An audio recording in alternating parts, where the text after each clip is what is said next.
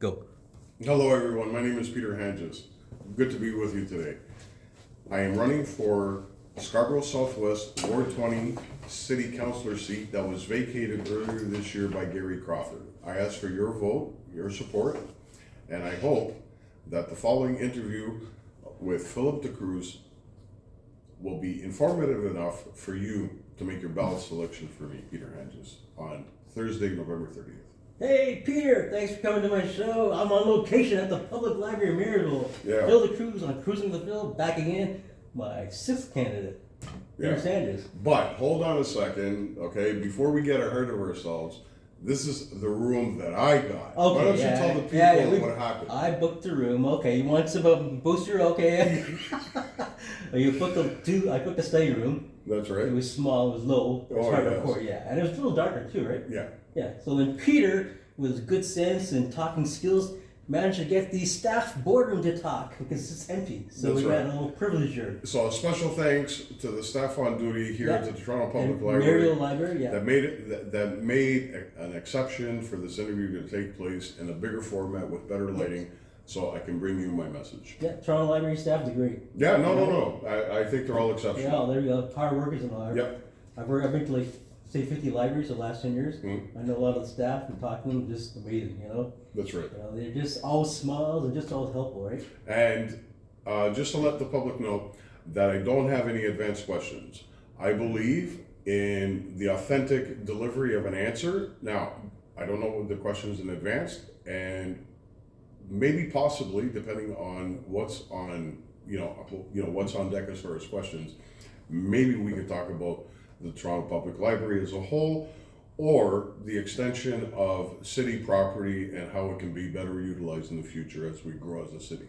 See my guys from my question sheets away now? Yeah, throw them away. Just kidding. I don't do question sheets. You know that, right? Okay. So, anyways, Cruising the Phil. I'm here with Peter Handjis. How do you say your last name? Handjis. You don't pronunciate. Handjis. Okay. See, and Ward 20 by-election 2023 Scarborough Southwest. That's right. Cheers. So, is this your first election? No. Oh, okay. Well, tell the people who you are and what you vote. Okay. So in October of 2020, I ran in the regularly scheduled municipal election against John Tory, and I don't believe that he was a hands-on favorite or what have you, but he got reelected. And then February of 2023, John Tory had a crisis of conscience and vacated the seat. I decided to run again, and I just didn't realize how lopsided this last special by-election for mayor really was. Oh well. So when the city council seat opened, I think that I can reflect to the Ward 20 community of Scarborough Southwest exactly in the same disposition if I had been elected mayor. Either way, the needs of Ward 20 are broadly based on the needs of what the city is, where respect and accountability, are utmost paramount to be reflected into Ward 20 as the rest of Toronto. And I don't like the idea of industrial lands being rezoned, for housing on a multiple basis, because the industrial lands are there, and should remain zoned as such, because during the last election, when was the last time that you heard any politician, regardless of the office they were running for, that the city of Toronto should take position, should take posture as a city between the federal government and the provincial governments, that we are open for business as the city of Toronto take place? I haven't heard it, but I'll be speaking about it today, and as the campaign for City Council Ward 20 Scarborough Southwest continues. I think it's a really, really big deal. As much as affordable housing or housing as a whole is needed to be brought up into inventory, I think that if an effort is made by all three levels of government, and we stand in unison, and with your vote as city council member, to be unified in a message to tell the world, to interested investors, that the city of Toronto is open for business again, and they should consider reacquainting, if they haven't been here, if they were here before, or if they're a brand new business for investors, to consider Toronto as a good place to invest, to create jobs. Jobs lead to betterment, by and large. Yeah, good. I like your suit. Thank you. What do you think about the tie? I like the tie. You can show it on the camera there. You like the tie? Yeah, the camera looks good. We know it's Yeah. close on the camera. So, are you from born in Toronto? Yeah, I'm born and raised in Toronto. My lineage is Greek. I grew up in the Papin, Danforth, Joseph Danforth area, not far from Eastern Commerce. I used to be a Scarborough resident prior to amalgamation, and I think even back then, any Scarborough resident that has been there for the last 30 years, or at least prior to amalgamation, is still called Scarborough home, whether it's Ward 20 or elsewhere. They'll tell you that the city of Scarborough just had a different vitality. You want to call it vibe, you want to call it groove, just a different experience of city life being the city of Scarborough. Well, guess what? Amalgamation came. Okay? I think that amalgamation has not served Scarborough well. From the late 90s, when it was passed and adopted into law, and the go-ahead was given by the then province of Mike Harris to have Toronto amalgamate into 5, 6, different cities and the borough of East York to become one city of Toronto, Scarborough hasn't been served well. No. You have millions of dollars every year, year after year, being pumped at 100 Queen Street West, which is the address of the current City of Toronto City Council, and pittance is brought back up again in services.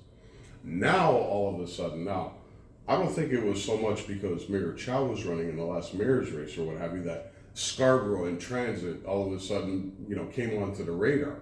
But if there was any operational common sense over the last number of years, we would have had a subway tunnel, like an actual subway train.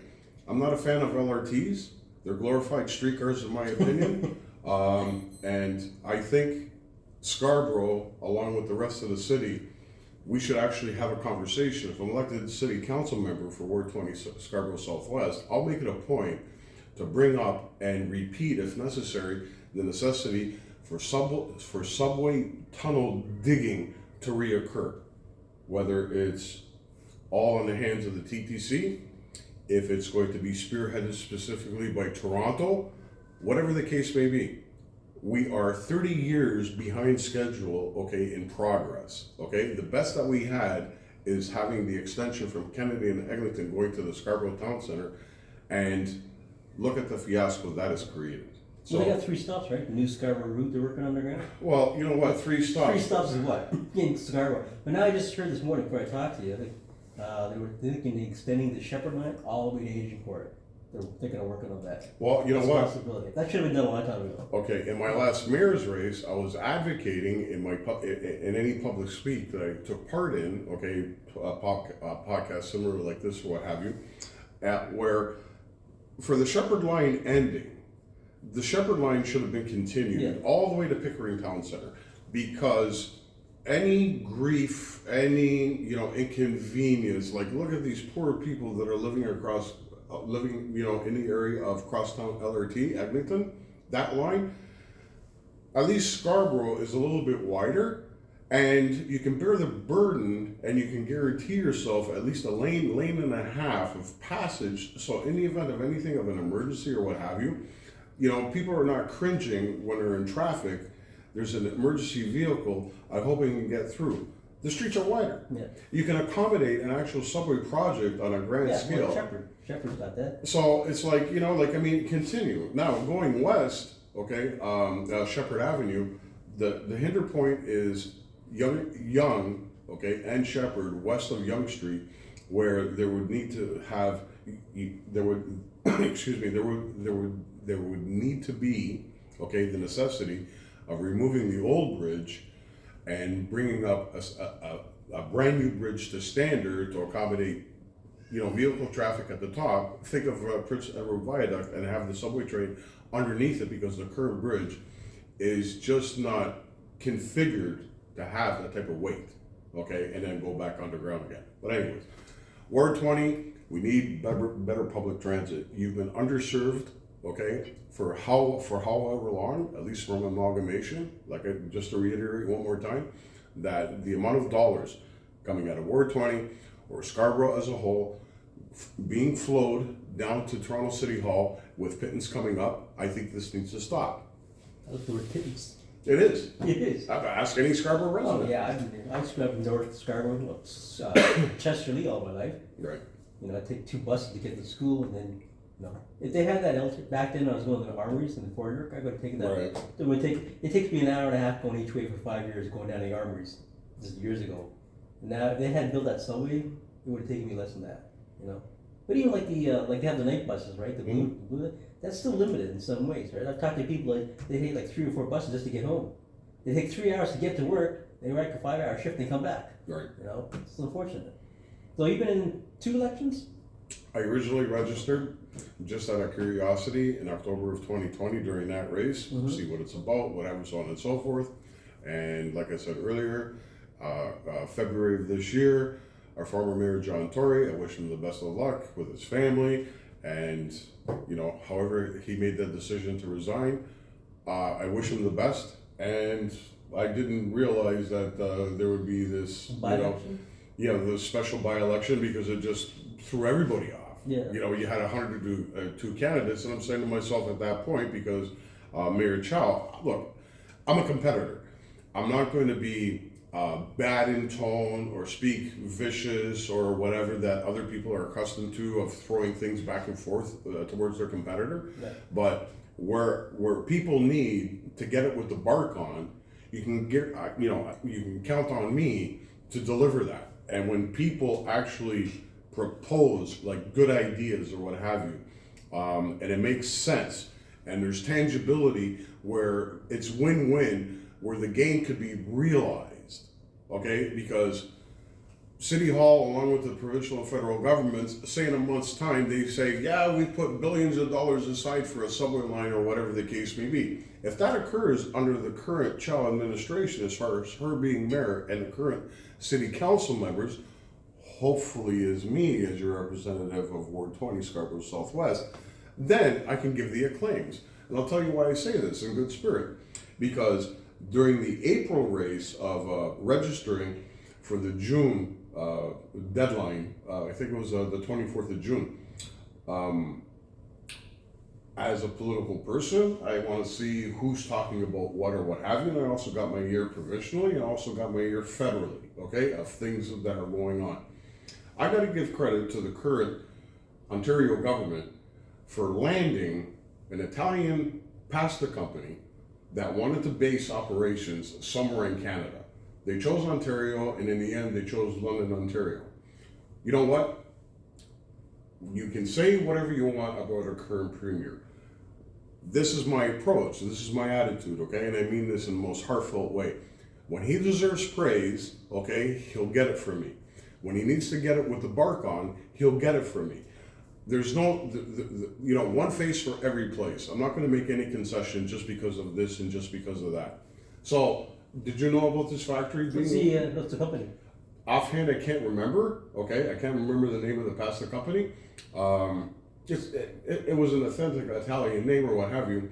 That's why I want no questions prior. But it was, announced sometime April or May earlier this year that this Italian company picked London, Ontario for their operations. And you know what? Congratulations, Premier Ontario and for London. Why can't the city of Toronto, with its industrial land, put themselves in a position to have landed, that company or another company? Yeah.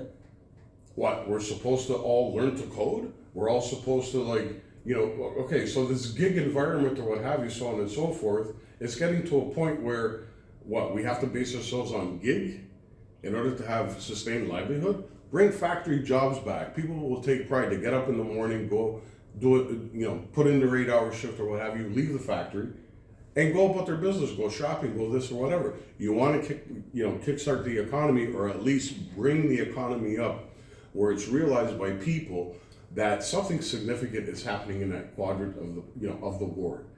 Ward 20 has industrial land that still could be made available. It's up to the city of Toronto to tell ward residents, and with some type of notification that the city of Toronto will be, hosting companies or whatever. So in the event that if there's any high profile dignitaries or whatever, to expect traffic delays or streets being cut off or something of that nature.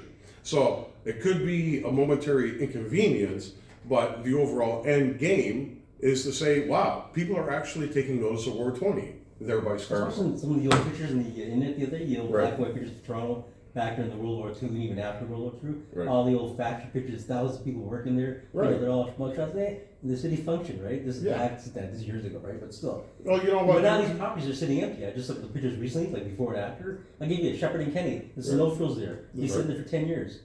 Could be used for something, right? Well, you know what? It could be used for something. It's a big property. Okay, so there are many, many big parcels of property, but in the end, okay, where is the city? Okay, we can't be reliant on the province and we can't be reliant on the federal government. The role of the federal government in the province of Ontario, okay, will come, and I really don't like from the time of our new mayor being sworn in and then convening like her staff with the current staff management, etc., of city hall operations, where you know that there's a homeless problem, right? And now we're on the doorstep of the significant holidays, okay, that are before us. Here we are in mid-November. Before we know it, we're going to have dustings of snow that are going to be consistent, and the lock, okay, of consistent colder temperatures. I made a pledge, and it's on record. You can follow me on Peter find me on Facebook. All my videos are there, and I intend, okay, to re-upload. Even though I was speaking in mayor form candidate, being a Toronto City Councillor, I still have the same conviction and disposition Keep talking, just make sure it's recording. of applying, okay, what my platforms were, but to utilize, okay, my convictions and my intentions to be your councillor in the same league. I made a pledge to take 5,000 people off the streets had I been elected mayor this past July. And I also did pledge on record that within 60 days, okay, out of the mayor's office, that I would ask staff. I didn't necessarily have to hire anybody because I know what I need. Okay, I just need the power of the chair, okay, to utilize that and offer commands. I need this out of you, I need that out of you, or what have you. And as that process goes, from day to day, to find out where parcels, okay, of underutilized or non-utilized buildings, not only by the city, by the province and the federal government. Now, whatever's in the city's hands, then I don't have to like make calls to the premier's office or, okay, to Parliament Hill. But if there happens to be underutilized land that I find out, or non-utilized land, okay, whether it's provincially operated or owned, likewise with the federal government, to do a reach out. So the reach outs that are going on here, money, it's the same old thing again. And where does it go? And you're a Scarborough taxpayer, and like I said earlier, for the amount of money since amalgamation going down to City Hall, only a pittance comes up. Look at all these frivolous projects. Seriously, we're still not recovered from the pandemic. Let's talk about it. You talk about 5,000, you can take off the street 5,000? I made a pledge within my- 60 days to come up with a plan. Before I get into mention something, I went to the convention center for our local business forum. You know the convention center, right? Yeah. So I went down there. I got people work there. They give me a tour, right? Okay. I did a video. I said, you know what? You got so much wasted space here. It's not underutilized. This is city property. It's well developed. There's a lot of bathrooms there. So I gave this saying. I come up with this new saying. Problem was, like you said, they're handing out for money. I want money. Problem is they're trying to apply rich solutions to everyday situations. Meaning, let's deal with what we work with, what we got, right? Okay. Forget asking the government. You got an abandoned building there. You got a convention center there. You got 40-acre armories. You can fit 200 people, 250 people. You can sleep there. Plus, they have sub basements. People don't realize that. During the wars, they built a lot of sub basements. There's tunnels under the bridge, under the forts that go to the city. And people, I've seen them. I've been there. So, Fort Yorkers, Mastercard. So, getting back to your saying about underutilized. So, tell me how you're gonna get 5,000 people off the streets. People don't have detail. All they do is- Okay. I have experience with nonprofit. I've been dealing with people that are homeless and along with drugs and alcohol for well over 20 years. And I have a good success record of showing somebody a better path. I'll just leave it at that. For the pledge of 5,000, if I was in the mayor's chair, then I know where the intricate workings, okay, of, you know, the machinery that makes City Hall. In order to call that department head, to call that manager, so on and so forth, and I put out an edict, okay, amongst city staff, this is what my need is. Okay, come back to me with your top 5, top 10, whatever of possibilities or what have you. From that point forward, with a Spartan approach, because some people think that, you know, the most modest of things, you need to have it carpeted and you need to have good decor and really weird looking art. Have you ever noticed that? Okay? It's like in the garden. When people build monuments of ego to themselves, it's always with weird art. I could never understand that. I swear to God. It's I the beauty behold the artist. Okay, I of the beholder, fine. I'm not. I know what you mean. Yeah. Yeah, I'm not anti-arts by any means. But what I'm It's like saying the is, $1 million, what is it, $1 million, the art. Okay. Ottawa library. yeah, exactly. I'm going to give this public library space as an example. We'll just say that this library space was already put on a chopping block. You know, like not being utilized. It's not making numbers or whatever, but it is still in city possession. What would it take to put cots? What would it take? I'm sure that somewhere in this library, there's a little kitchenette, okay, for staff. Now, I don't know if this library offers additional functionality of venues, like birthday parties, probably not. But my point being, I'm sure there's a little kitchenette. What would it take to knock down a wall? Draw permits, yes. Even though city property, you still need to draw permits and make a little bit of a bigger kitchen.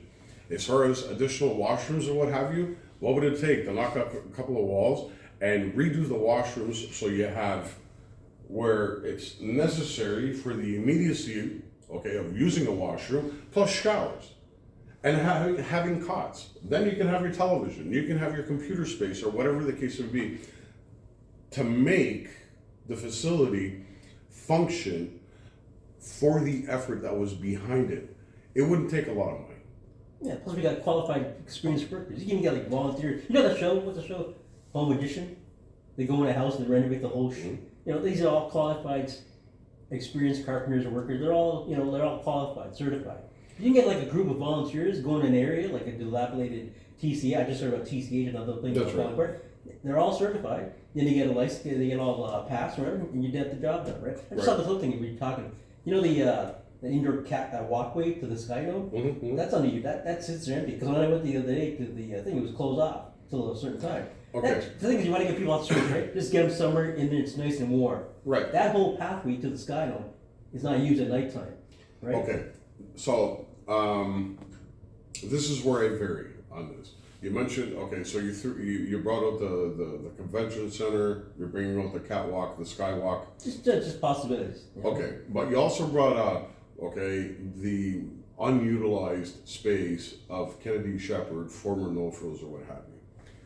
Wouldn't it be nice if the city, okay, because the city has on record who owns that property, number one. Number two, the city also has the inroads to communicate with that property owner and say, you know what, something short term. Again, something Spartan. It doesn't need to have, you know, like, I mean, a sophistication. Yeah. Because when people start getting into the sophistication when it comes to the planning, okay, this is where the monuments of ego, as far as I'm terming it, okay, that's when it takes place. In order to have the weird looking art, in order to have, you know, like, I mean, you know, like, look, like, you know, the furnishings in here, okay, are quite modest, okay? And it's very attractive. It has a great appeal when you first walk in or what have you. It could be on this level or it could be on the most basic, because at the end of the day, the person walking into the facility for the first time, they're going to have such a relief, you can hear it down the hall, okay? Where they have a safe space, a warm space. And like I said, on a per location basis or what have you, the crux of reconfiguring, okay, for its, you know, short-term purpose, you know, like that's what I would want, a short-term, in order to get into affordable housing. That's a different conversation altogether. But at least that person, okay, feeling a sense of relief because they have somewhere, okay, to sleep at night. And they can start focusing, okay, on mission statements that they possess, or they can ask staff, okay, that are going to be a part of that center. How do I go about learning about the computer? You know, establishing an email account. It's 2023, and there are people out there. Look, I don't have all the savvy in the world like you do. And there's other people there in 2023 that don't have a phone, don't know what a keyboard is, let alone utilizing a keyboard for email, for jobs, or whatever the case may be. The services are already in place. We just need to start taking people, because that no frills, if I remember when I last walked in my vision, you could probably put 900 beds in there easy, like 900 cots. It's a big place, I remember. Okay, where it's spacious, it's not cramped, Seton House style. And if you don't know what Seton House is, you know what, you're all better for it. But Seton House, look it up. I'll just leave it at that. Well, even the one on Sherwood, that empty property that's sitting there. I mean, the last, what's her name, became Wong. That was her last thing. She wanted something built there, and they denied it again for the humpty time, and it sits empty. Okay, when it comes to outright private property, Yeah. as long as the obligations are met on that property. I'm not sure if it's private property. I'd have to look into that. Okay, so Yeah. when it comes to private property, okay, as long as the obligations are met on that private property, Yeah. because that particular parcel, in time, you would have, people breaking in, and by the time they get found out, it could be in days, it could be in weeks. You know, those people are trespassing. They do get removed. I can understand their plight, okay, but at the end of the day, I believe in being a city of laws, a country of laws, okay? You should respect somebody's private property. So if that particular, landowner, okay, if they're falling on hard times or whatever, as long as the property taxes are met, okay, fencing is solid, there's, good, reliable hardwood or plywood covering the entrances and the windows and so on and so forth, so you don't give the incentive. Oh wow, it's an easy place to break into. You said before about selling out, our trying to sell property. Well, you know the area, Scarborough Pharmacy, and just north of Finch. Yeah. There used to be Italian Plaza there, the Italian bakery. Been there 30. I know the family. I used to work at the Petro-Canada. Okay, so you know the area, Yeah. right? So you see what's going on there. They tore it down. They sold the property. Now there's a condo going up there. Yeah. But then, like you said, about small communities. We talked about some other debates. These mom and pop stores that came from different countries. They set up the area. That's how the community grew. Different wards, Yeah. or different communities, different backgrounds. Now these mom and pop stores are going because the kids don't want to take over. Or they just move on. Or they want to sell the property. There's a lot of that, Yeah, unfortunately. But unfortunately, it takes away from the community, because that community thrives on. Like look, Danforth. Danforth. They got so many little grocery stores there. That community thrives on it. And once those are gone, if that whole area is gone, that's community. Like there's the library at Dawes. They're going to tear it down, rebuild a new one. I've talked to Jenny Ward. And it doesn't look great. No, you see the new one? I don't like the appliances. Oh, you mean the new one? Yeah. You just saw the design? You know what it looks It's like? weird. It's like coming out of Star Trek. Yeah, if you haven't seen the artist's rendering, Yeah. What's with this fancy artist? I'll agree with that. Too much fancy artists just takes away. okay. So at Dawes Road and Danforth Avenue, Yeah. okay, they're proposing like a new, modern looking or whatever of a building. If you look at it, it looks like a broken accordion. Well, it doesn't fit the neighborhood. You see the neighborhood. Yeah. It's like It's like the Eagle. okay, I can understand. Oh, sorry. My point is when they're going to redo that, that's going to take like 4 or 5 years when they start. But that's going to hurt the neighborhood because that neighborhood with that small little library, I've been there many times. That's it's commuters there, the internet's there. Once that's taken away, that community's going to hurt. So they're trying to find what they can do. Maybe put a mobile truck there, because the nearest library will be I think Coxwell on the Danforth. That's right.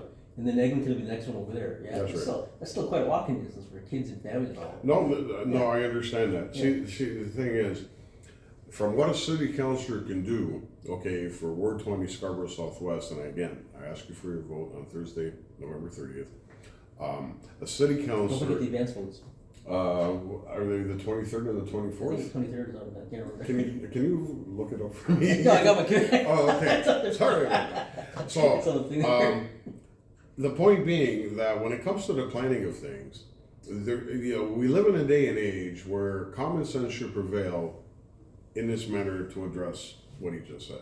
Okay, So they find development potential for this particular library to be torn down and, you know, rebuilt or whatever, regardless of the look. It could look like a normal office building. Yeah. It could look like like Noah's Ark. It doesn't matter.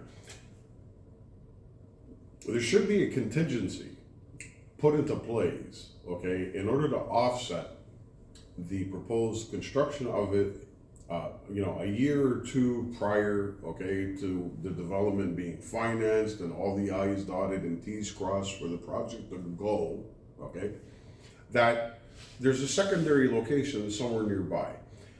If I've learned anything out of this pandemic, there's still opportunity, okay, to actually be realized and had for the betterment, okay, of Toronto as a whole and in Ward 20, all right? So with Dawes Road and Danforth, that may be not necessarily a Ward 20 type of a concern. If I'm going to be your candidate for Ward 20, and maybe, in time I can go on to, like bigger office or whatever, where what I speak to you today, you'll have it as your council member for Ward 20, and as I go on with my professional life in politics, where common sense planning needs to take place or what have you, it's not going to be at a great cost, okay? You can lease property or reacquire property, purchase property. There's a lot of talk about, bringing up 60,000, 80,000 units within a 5-year period. And you saw that plan. And it's going to be... Okay, let's be honest. Do you think it's going to happen? Okay, I got 2 words for you. No way it's not going to happen. Okay, you can't build that type of inventory because you're going to take away from other projects that are already in queue. And what are 2 main reasons why that's not going to happen? I know 2. Well, I can tell you one. So, lack of manpower right now. You know what? You can call it manpower. The way I view it is that other projects, okay, that get the go ahead. So when a project is submitted, approved, all permits get forwarded. From that permit process, the developer will go to his financing people, banks, private investors, whatever the case may be. So I got everything now, the money transfers. The city will find itself in competition for the cement trucks, for unionized labor, okay, to start, excavating and bringing everything up to ground level, and then going up. Doesn't matter whether it's 10 floors or 20 like floors. 40 stores in Young Bloor? Or whatever, that's a different fiasco altogether. Don't get me started. I know. With the one. It's just called the one. That's right. The one. The one what? Mess? Yeah, the one. The one big mess. That there's a lot of lessons learned there. I don't know. Take a bite of an apple. You tell me. But yeah, you like that, eh? Yeah. So, getting back to the task at hand, this is the way it works in the real world. Great. We propose something. Everybody has to take turns, okay? Because the way, and it's not necessary for a lack of manpower. If Toronto has skilled trades. Yeah. Okay. Yeah. So if Toronto has 1,000 cement trucks, yeah. A portion of those cement trucks are needed to go to this project, to that project. Same thing, okay, with the labor of it. You're going to need people over here, people over there. Everybody takes turns. Why not encourage people, especially the young people, okay, to get into the trades? Yeah. If you happen to be looking at this video and are over the age of 30, you would be doing Ward 20, Scarborough Southwest, a huge favor if you could incentivize somebody that is over the age of 18, that are legal to vote, okay? And you have all these qualities? Yeah. Okay. I'm legal to vote. Just have to ask you. People might look at you and say, hey, you look like a young guy. Are you 18? Yeah, I'm 18. I gotta make sure. I'm watching the video. Go, well, is he 18 or what? Okay, well, God bless. So I gotta make sure you say you're 18, over 18. Of course I'm over 18. Oh, yeah. Well, you kind of have that condition, the guy that ages every so many years. I don't know what they call it. Well, you know, like condition, they age, they look, sorry. So no, I got a good one for you. I you know what? I color my hair gray for respect. Hell yeah. How's that? Oh, to make yourself look older? Yeah. Because you're under 18? Yeah, because I'm under the age of 18. You would be doing the political process a huge favor if you offered, okay, this podcast on a repeat mode or what have you to somebody that's younger, over the age of 18, legal to vote, okay, I want, okay, to bring this interview into a focus that I know what it will take for you to feel content and comfortable, whether it's to get into the trades or some type of professional life, because there's other people that are older than you. They decided to get a university education for this or for that, whatever was in fashion, whatever the mystique was of a past yesteryear or what have you. And you know what? They're stuck dead end. I don't want you to be that generation. You're going to have to listen to a person such as myself, okay? If elected city councillor, when I come into your ward, and I promise, okay, to be very, very visible in the ward, I'm the type. It was asked last Thursday where people would be setting up their political constituency office and so on and so forth or whatever. You know what? I'm not decided. It could be awarded in Danforth. It could be a pharmacy in Eglinton. I don't know. On the south side, you know, in the Smart Center, because there's vacant office space. This is my point. If I'm going to make a dent in Ward 20, if elected, I'm going to come to you. It could be at school. It could be wherever. Okay? I'll have staff keep on top of the local papers where they announce this and that as a neighborhood type of gathering. Give me advance notice. Let's make a list. And then formally introduce ourselves that Councillor Handjis is very eager to participate. What can we bring as a member of city council to your function? And I'm not talking about bringing food. I'm not talking, I need to know, this is a way that you listen to people. You want to call an 800 number? Great.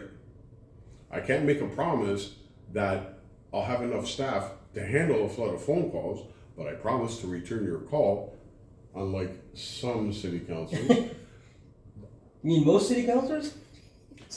Not the new ones. The new ones return the calls. I'd rather use. I'm being honest. Yeah. I'm being honest too. Every new city council I got on last year, I know them all, most of them. Right. Not personally, but I'm just saying hi. They're all good. Every function I've been to since last year, they've been elected. They did every function. They've been a voice out there for the people. That's really good. Okay. Yeah, and that's what we're missing. It's encouraging for me. I'd like to use the word most. Okay. Oh, wait a minute, Peter. So you're over 18, right? Yes. So you're younger than me, or you're older than me. I'm probably a little bit older. So I just turned 60. Then I'm a little bit younger. Oh, so okay. So do you have a curfew with this election interview, or do I have to No, I'm good. you to bed early, or what? No, I'm good. So, of course. I got a scenario. Okay, let's test the scenario. I'll give you a scenario. Go ahead. So it's not planned. So you're walking on the street in your new ward. You just got elected as councillor. Okay. You see a woman there being badly beaten by her husband with her 3 kids. She's left. She's living on the streets. You introduce yourself. How can you help her? The first point of order, if I'm councillor, I have backdoor access, or in other words, I would have services and information at my availability that the general public wouldn't have. Like what? You know what? I call the shelter system. Yeah. As far as so the scenario is a woman with children. 3 kids. Okay, you know what? It could be one child. Yeah. It could be more than one. Yeah. That's not the point. So if I happen to come across, okay, a woman with the scenario that was outlined here, okay, with children, what have you, that I would have, you know, like a more direct access to city services, where Councillor Handjis is on the phone. I need to speak to somebody. I would like, if possible, right? Because at that point, until I make that call, I don't know where the flux of the system is, intakes, discharges, etc., etc. We need to keep that in mind. Having said that, to make that call and see where the initial stepping stone could be to bring this woman and her children into safety. So if she's battered, how bad? Okay? Or medical attention. She can either, you know, make a choice to visit her family doctor if she has one. If not, to bring the mechanics of Toronto Public Health to address her need. And if it's basic, take a prescription for a little bit of a little bit of bruising or whatever the case may be, terrific. This scenario is very prevalent, okay, even more so post-pandemic, okay? Everybody talks about a sense of normalcy. Normalcy has returned in some cases, and we are still, planets apart, okay, of reintegrating back to the way things were prior to 2020, back in 2019. At that point, if I happen to cross this path, I know what it would take, because I have, non-politically, with the relationships that I've established, of helping people that are homeless find accommodations, or at least finding a place, okay, that's a little bit warm, feeding the homeless, Sherburne and Dundas, Moss Park, in front of the Toronto, Toronto Public Health Building at Victoria Park and Victoria Street and Dundas, or what have you. There's a whole succession of things that I've done over a long period of time, and it's noted. I have track record with it. Okay. Hey, I'm political, or I aspire to be political. Well, what's the in thing to do? I have a track record. I have people that can verify on my behalf, okay, of participating for however long as I tell you. So if I encounter this woman, okay, the first thing to do is show that you care. Yes. You know what I mean? And let them know. They just get to trust you, right? However, well, see, the thing is, the only way trustability can occur is by the actions, by the temperament, by your approach. Look them in the eye, and give them a look that I want to help, but they don't feel overly intimidated by that encounter, that they're in severe need. Give them the comfort to step forward. I may see somebody bruised, or whatever the case may be, however your scenario. At that point, give them a little bit of breathing space. Give them the opportunity to regain their dignity within that moment, because I'm a complete stranger. I'm not a family member. A police officer is easily identifiable, right? He's in his uniform, he's dressed, he's got the hat on or whatever. 9 times out of 10, people will gravitate to that. But all of a sudden, here's a guy in a suit and tie or a winter coat, whatever the case may be, and I'm going to introduce myself. Hopefully, I can do something within the first 30 seconds to 60 seconds where I can gain their confidence, and at that point, begin that process, okay, of salvation for them, and get them out of that, toxic environment. That's the only thing I can do. Yeah. Well, thank you so much. So you got a big heart. That's life. That's the main thing. I try. No, you do. That's good. That's from me. That's coming from your heart. That's why I asked you the question. Yeah. Next question. Next question. Oh, I didn't nothing planned here, but next question. Okay. Well, we're talking about food security is a big thing. That's my thing. My platform. Food security. Okay. The solutions of the food banks are not the answer, right? You know what? For what they were, and now, give me something specific that I can focus on. Okay. I'll tell you my background in food security. When I was in Europe in the military, we worked with this quite a bit. Okay. Germany's one of the first countries to do recycling. Okay. They got a great system. We don't have it here, unfortunately. I'll give you an example. They tear down the Gardner, or not the Gardner, that section of the Gardner. I don't know what they're all the materials. You know about the junction in Scarborough? Misha. He's at every debate, He's always trying to, his last 17 years trying to propose this path, extend this path in Scarborough, they extend to all parts, hasn't got it done with Crawford and all that. So I made a suggestion as why take the materials, recycle it, clean it up, put as gravel, cover it up, recycle materials. We don't do a lot of recycling here for like that. I mean, they did for the what do you call it? Hanlon, at that point Hanlon's Point. Yeah, they did all that, and then the other one by the spit there, that's all recycled.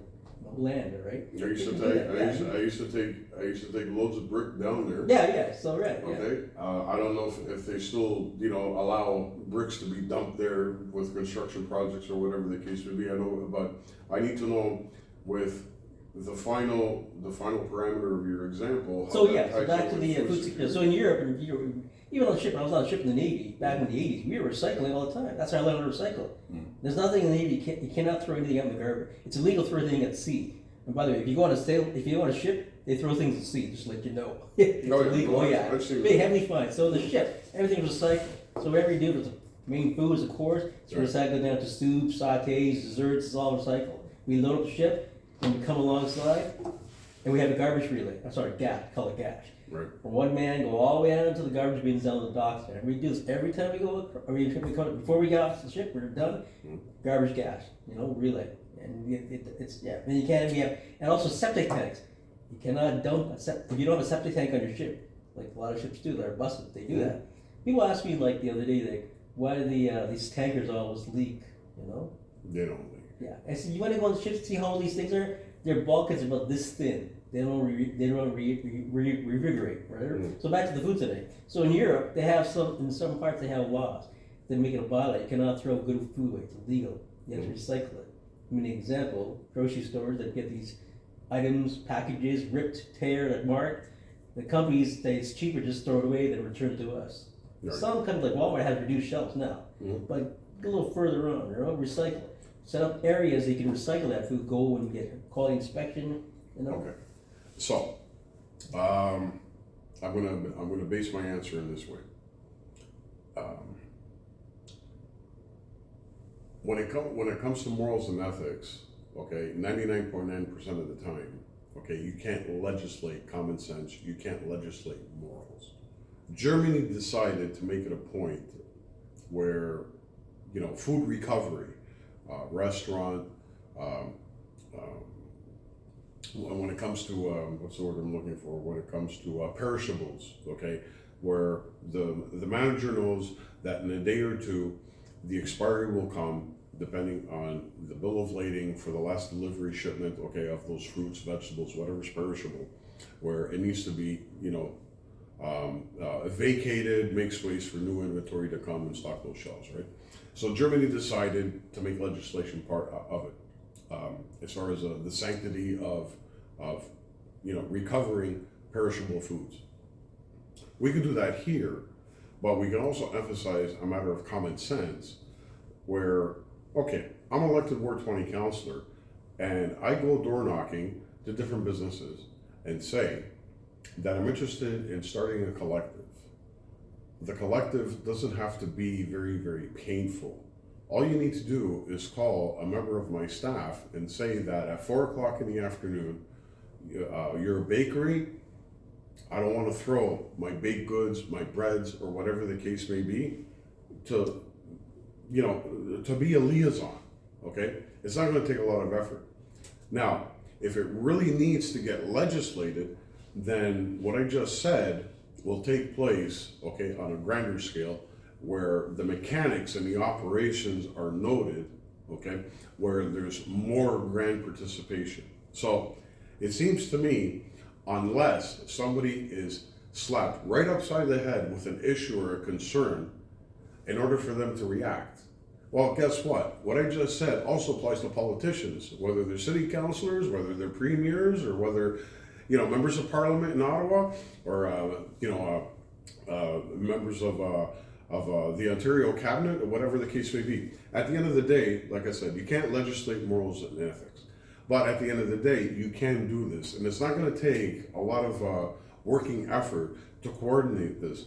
At the beginning, from a city's point of view, if we do legislate something like that and it passes, where within the first couple of months, that's going to be our growing pains. From that point forward, it should be just another matter of business as far as the city. And then we come to know that bakery, every Thursday, they will dedicate 10 pounds worth of goods. Yeah, that's what our platform was legislating. They make it a norm, like the blue blocks examples. Right. All these grocery stores, butchers and all. I know a lot of the butchers. Right. Big Italian crowd. Now, and they say this. They throw so much because there's nowhere to store it. It's all good quality new. Oh, I know, man. Yeah. So I say set up a system with like the blue blocks. You have a truck. You just said it. You just right there. Right. You a truck picks it up. Goes through like 10 no frills in one day. Picks up the whatever. It's stored in the bin. goes in a cooler truck, takes it to the depot, gets stored up, distributed, goes through quality checks, right? Canada has a high standards for quality checks, not like the States, you know? No. Yeah, they, big standards, yeah. So anyways, go through the quality checks, then dish it out. Soup kitchens, depots, food bags, ODSP, whatever's left over, they can't use, recycle it like they do in Germany and South Europe. Animal products, food products, agriculture, all recycled. The plant is run by, it's electric, it's not gas, fuel, it's done in Europe. You know, go take a plant there. You know what? You know, you've ever been to Dubai? No. Oh, I've been to Dubai. They have this humongous facility. It's an indoor playground. It's all snow and all that stuff. He says that he went to Dubai. Where's your shisha? We could be having coffee. I have pictures a long time ago. We'll talk about that. Yeah, but they have this big, humongous. It's in the you can look up. It says it's an indoor ice rink. I got ice there and all. It's like an indoor playground, right? But it's in the middle of the desert. I understand. Yeah. I understand. But it can be done. Agriculture. In our last debate, I had a university last year. Okay. And we talked about the growing food. Right. Thermal. It's done. The ground below is so many levels down. You bring that heat up and you grow things in it. They say it's too expensive to grow all these things and all that. All right. So, with all due respect, let's not get ahead of ourselves.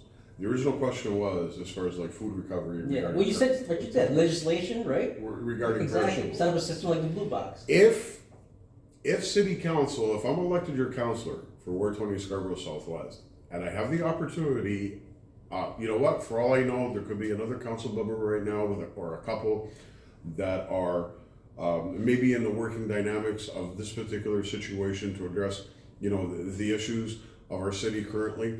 And if I get elected, either I'm the one, to step forward, of debating this to bring it into bylaw, or if I find other people that are participating, to put my voice and my backing toward it, towards a vote of yes, let's do this.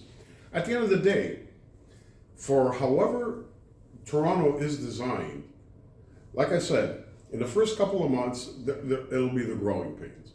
Once familiarity has been reached, and now it's just another day, of doing things and assembling things and confirming with people, yes, our truck will be there, or you have the opportunity to come down to this area. For all the nursing homes, that are within the boundaries of either Ward 20 or the City of Toronto as a whole, where if there's perishables, where you bring it to the system, and this can be done, it's all in the planning. At the end of the day, it's about planning.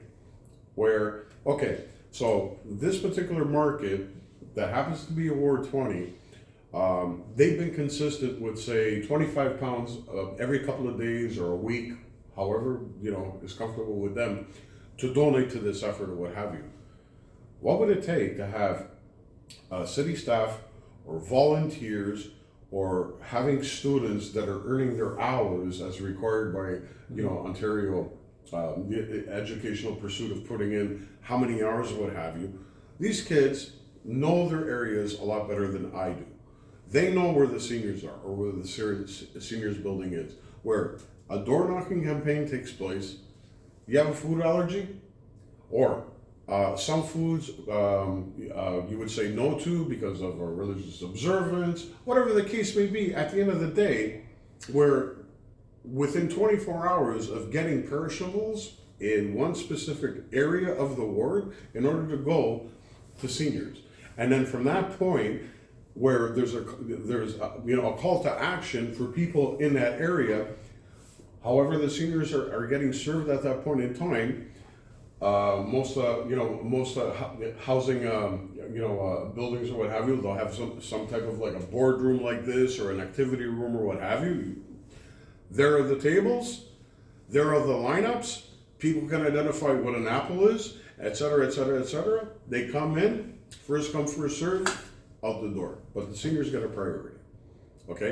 At the last debate that I attended, but I didn't participate, as a participating city councillor, I heard one person saying, out of everybody that was at the last Thursday, November 9th, a get-together of a public meeting, your potential city councillor or what have you, as a meet and greet, and we talk or whatever, There was one man, I would probably peg him at about 70 years old. I think he did mention his age, but I can't remember.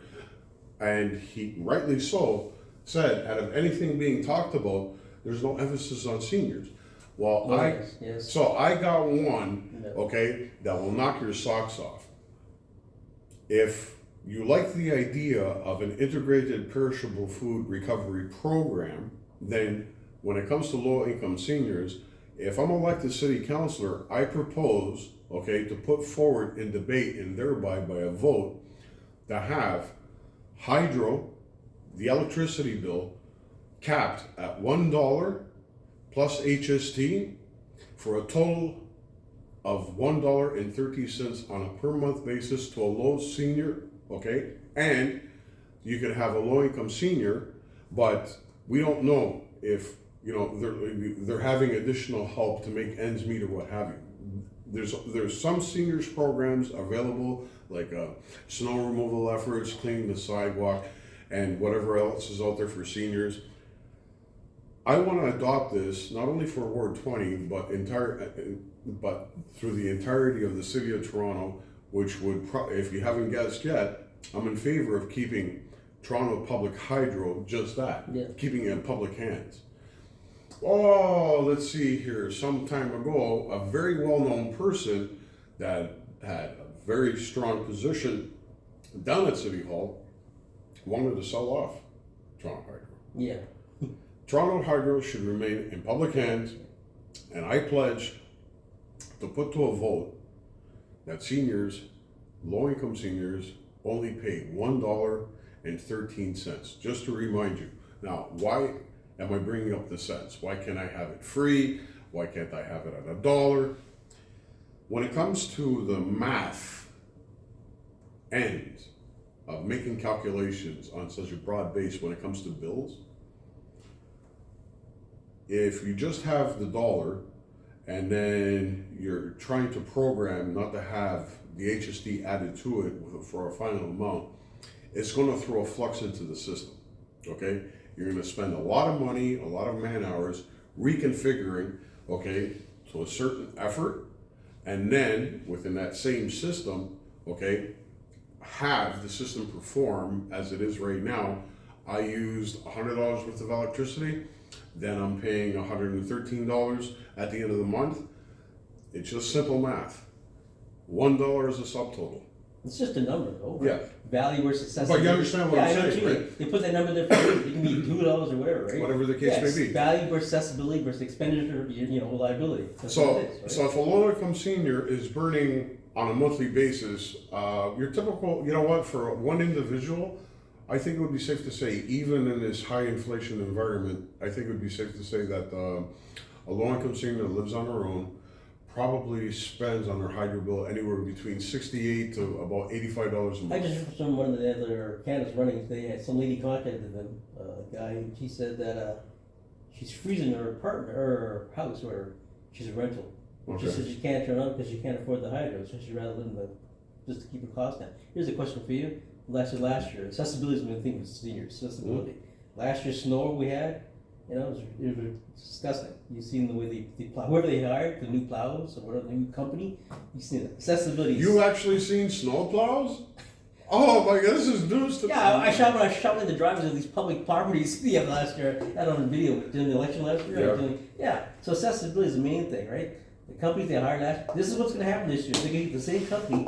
Accessibility. Well, you saw the snow. But we get the big snow. That's once in a blue moon. You live in Halifax, like I live in Halifax. You live overseas. You see snow in Montreal. You're from Montreal. You know what snow's like over there, right? I'm originally born here in Toronto, but I did live in Montreal. So we really get a lot like other people. But the thing is, we can't work with that. Now, during the 90s, not to get off topic, I'll come back. But during the 90s, okay, before it became a Scarborough resident. Are you aging yourself now? Sorry? Are you aging yourself? No, I guess. I like cheese. Okay. I do like cheese. Prior to amalgamation, I was a Scarborough resident. In the earlier part of the 90s, I did live in Montreal for 2 years. Now, global warming and all this other stuff. Acid rain. Well, that was 80s, man. That was 80s. Now I'm aging myself. That was 80s. I remember that. Yeah.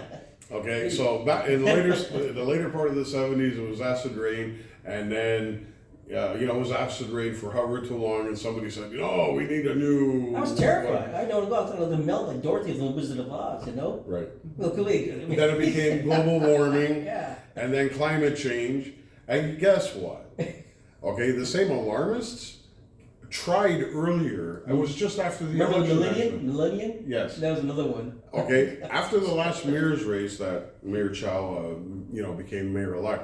Not that far after, the same people that have been trumpeting this stuff try to come up with climate boiling. Man, was that a Oh, that's another one. Yeah. So getting back to the task at hand. For the sake of seniors, look, nobody's going to guarantee what kind of snowfall. All right. Yeah. I think the city would be best served not getting under the skin, of its unionized staff and its management. And let me tell you why I say that. I find over the last number of years, if you want a number, I would say probably the last 10 years easy. Civic operations, management, and just the whole mechanism of City Hall is like a work to rule type of attitude. You see it. You see it every day. I'm not going to specifically pigeonhole one department over another or one agency or another. It's just this work to rule type of attitude. Would you agree? Oh, yeah, I see it. So when it comes to the snow removal of things, back in 2021, the city was adamant, now 2021 leading into 2022, the city was adamant not to bring back unionized labor force to operate snow removal machinery because of non-compliance. Do your own research about what this non-compliance was, all right? A lot of people either, forced themselves to comply or said, no, I don't believe in what you're telling me to retain my job and I'm going to be out of a job. The city had, the moral obligation, if not the legal one, but I'm not a lawyer, to bring back, the unionized staff that knew how to operate plows, knew how to operate snow throwers, knew how to operate this. I'm going to get to your point in a second. They wanted to die on that hill. No, you must, take this or be out of a job. That's right. I can't remember the date, January 17th or January 16th, of 2022, we had a really significant snowfall.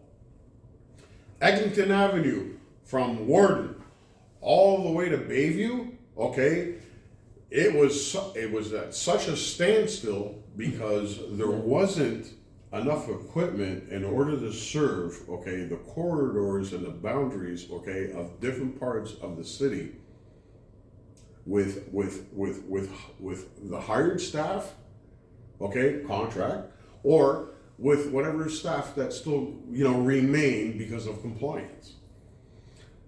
That puts the public, that puts the public at risk. We need the procedures to plow, the way they plowed. I plowed for 3 years at a company. I know how to plow too. Yeah, we saw, come on, the way they do. Looks like they're running properly trained. I'm nothing against the city, but just the way, whoever they hired. Well, there should be against the city. Well, look at you said it, Eglinton. From Warden, I have video of it, man. It's on my other phone. Every bus stop for any senior, anybody, they have to leave that area and get on the street to get to the bus. I had a friend of mine, and if I have to upload it again, Peter Handjis, Handjis, Peter Handjis. You will find my name on Facebook, It's under Elect Peter Handjis, City Councillor candidate Ward 20. I have such a unique name or what have you, the likelihood of finding another Peter Handjis, that happens to look like this, is pretty much remote. This is my point. If I have to upload this video, to prove my point, because I want to have an honest conversation, anything that I say, make pledge to, or adhere to, as far as saying something, I can back up. I want to be known as that person. Whatever I say, I can back up. From Warden Avenue to Bayview, that particular day, I have on video a friend of mine that uploaded, I can't remember if it was Facebook or Instagram, of where they were sitting in their condominium on the north side of Eglinton Avenue, just a little bit just a little bit west of the Don Valley, okay? And they were taking pictures of everybody being in the dead of traffic.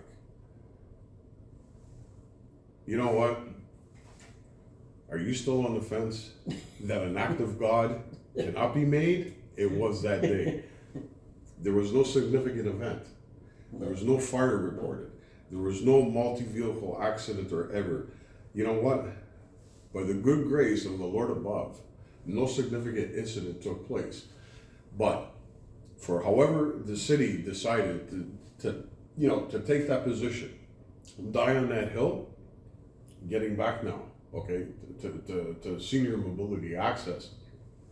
About a week later, I posted online, I think it was on Instagram, where there were snapshots down by Coxwell and Gerard, where volunteers actually shoveled a portion of Gerard Street. It was the south side. Drew was part of that team. Right. Yeah. Okay, and so you want, I don't know if it was appropriate or not, but basically the caption of the video: why bother waiting for the city to show up? There's there's seniors in the area or whatever. We took it upon ourselves. I don't know how many people altogether participated or what have you, but here's the before and after. Snow's falling, okay? The way the city used to have a regimented system when it comes to snowfall in order to pace themselves on an hour-to-hour basis or every 4-hour basis and so on and so forth, that got thrown out the window, just like with everything else, and people wonder why the city is in a flux. And the stuff that's coming out of City Hall right now, people are, if you haven't heard it yet, the city is preoccupied with the no longer making available in the city of Toronto the purchase of a natural gas stove. Can you believe that? Oh, that's a big topic, right? Yes, I think that's a big topic. Yeah, they want to get rid of all the stoves and then people pay like, who's gonna afford all that? You know? Right. Just because your rich relatives can afford it doesn't mean the rest of the city can afford it. I subscribe to the school of, unless I'm kicked out, I can stay here for as Oh, the long as you kickback. want. Yeah, you're gonna rap, yeah. You're gonna rap. But this is my point. Yeah. This is what's being consumed, okay, as the fare of attention that we should have as a city or as a society, however you want to term it, okay, whether it's Ward 20 or the city of Toronto right now. You're talking, a question is brought to me about the mobility of seniors or just a tenth of the seniors, okay, whether it's during the winter time, or it's the summertime or whatever. The only thing that I can do, if elected councillor, is put forward legislation, tell council along with the mayor, or if the deputy mayor is going to step in first. There's a choice of 8, believe it or not, deputy mayors. Can you believe that? 8. Anyways, whether I catch the attention of our mayor during my presentation, or I have the ear of a deputy mayor along with other councillors, hopefully everybody's in attendance, where a simple act, okay, of give back, generosity, and thoughtfulness to the seniors that have paid into the system for how many years, whether they rent or whether they own, if they are a low income senior, to have their hydro bill capped at $1.13. I think that's a start. Now wait a minute, you just contradicted yourself, Peter. How? You said you can't use common sense when it comes to City Hall. You're taking common sense reasons here. Well, you know what? I gotcha. Yeah, actually. But vote for him, he's good. They're all actually, all the candidates are good. I've met most of you, like on in person. Full disclosure, yeah.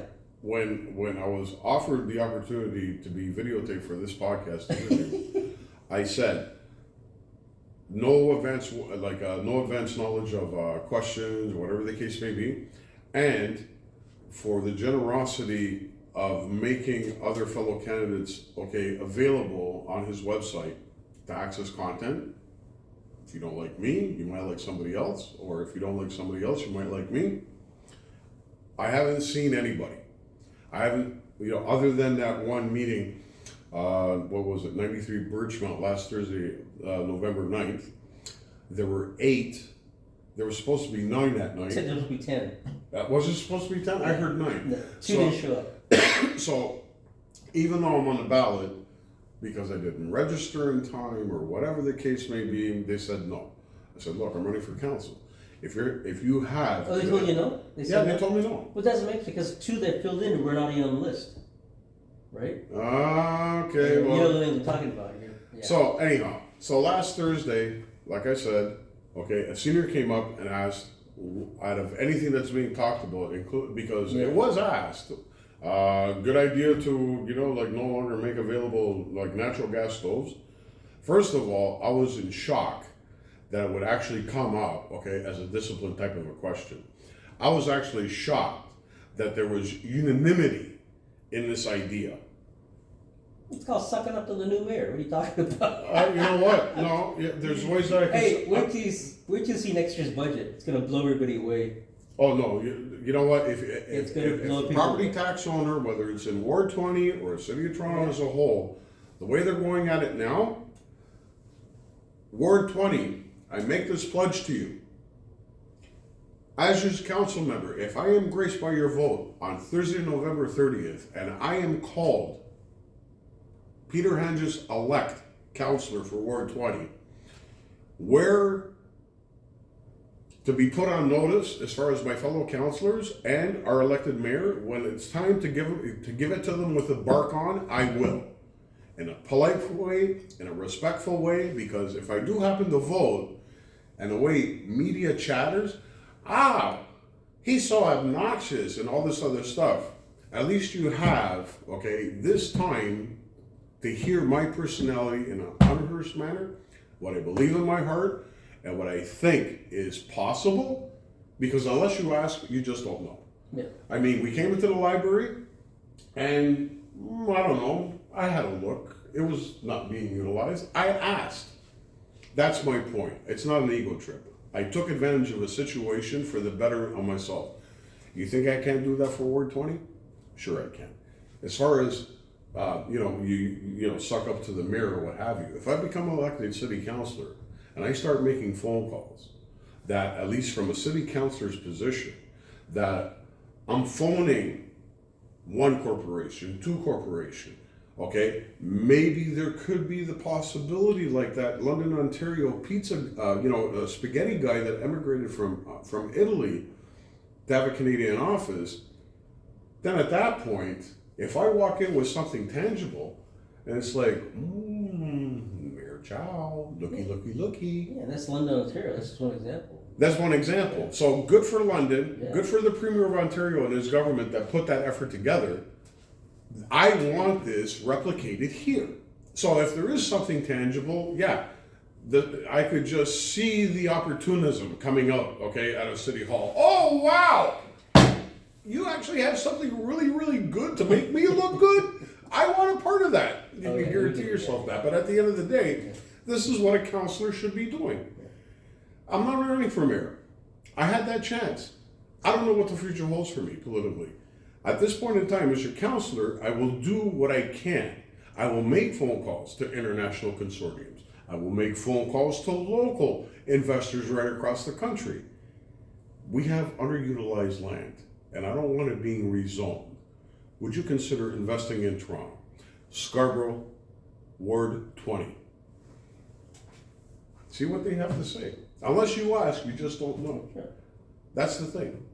We'll do a wrap here. Getting on there. Thank you so much, Peter, for coming. Thanks for the coffee. Hey, no problem. No problem. Thanks for your enthusiasm and your heart. That's what it's not. Talk about the heart. That's why I do in the interviews. Spontaneous.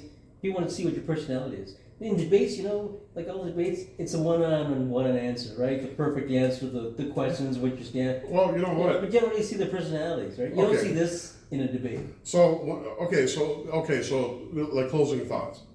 So last Thursday, when I went to 93 Birchmount for a pre-announced, predetermined time, people being made available, there was supposed to be 10, contenders, candidates, or whatever, and it turned out to be 8. I showed up. I identified myself. I had paperwork, to authenticate from the city, you know, this is who I am, who's running for city councilor because you're meeting strangers for the first time. They didn't give me a shot. Had I participated, I'd be tossing grenades at the feet of everybody there in the most respectful, okay, but direct point that would throw everybody off kilter. Because I don't know if you were there Thursday, November 9th at 93, what's the name of the facility? Birchmount Community Center or whatever. It's on video on the pod. Okay, so if you have the opportunity, I'm sure he's uploaded it by now, Yeah. that particular get-together, listen to what the other 8 had to say, okay?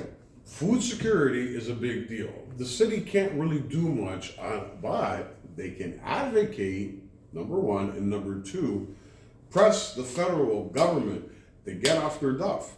A lot of pressure. Where do you get the word duff from? It's a Navy term. Yeah. So yeah, I mean, at that point, okay, a lot of the livelihood is dependent that what comes out of the federal government, okay? There's only so much that the city can do. They can advocate, okay? Like I said, I don't think it's a big deal, and I think it would be really, really sweet at a city council, along with our mayor, to put the city in a position of we're open for business and we're going out for business, okay? These are slogans and terms used by general retail to encourage people to come in. You know what? They're having a sale type of a thing. Let's see what they're all about. That's where the heart, okay, of going out for business, okay, stems from. The same attitude and approach could be made by city council along with the mayor to say, listen, we plan on making announcements, Premier of Ontario, Prime Minister of Canada, Deputy Prime Minister of Canada, and we would like to synchronize schedules or something like that or what have you for the grace, okay, of offering to the public the position of City of Toronto that we want that and we would like to have a participatory element from both levels of government to show solidarity and support that we want to actually gain these things. How many more London Ontarios, right? How many you know what? Spaghetti factory. For all we know, it could be a shoe company, not necessarily coming from Italy. My point being that we have the space, right? And this is where negotiations take place. What can the province do? What can the federal government do? What the city can do to make things, you know, in a matter of concession? Where one day, wouldn't you like to hear in Ward 20 an announcement is made by so-and-so corporation that they pledge 300 jobs in Ward 20? I can make it happen. Give me the opportunity to represent you and you'll find out. Thank you so much, Peter, for coming. Thank you. Setting up here. Thank you very much for the Yeah, opportunity. nice good talking to you. Yeah? Thank you. Get to know you better. See how the person can turn off, but anyways, I'll send you a copy. I'll tell you what I'll upload, and then I'll send you a copy. You can use it for your campaign purposes. And you have your website is Facebook, right? Yeah. Okay, so I got the link to the. You seen the website, right? Yeah. Yeah. So it goes right to your Facebook picture. Yeah. How do you like the website? I like it. Yeah. I like it. Yeah. It's laid out, but like I said, no advanced knowledge of questions, no advanced knowledge of anybody else in order to have my purity of mind. Yeah. And now I'm going to see what the other people had to say. Yeah.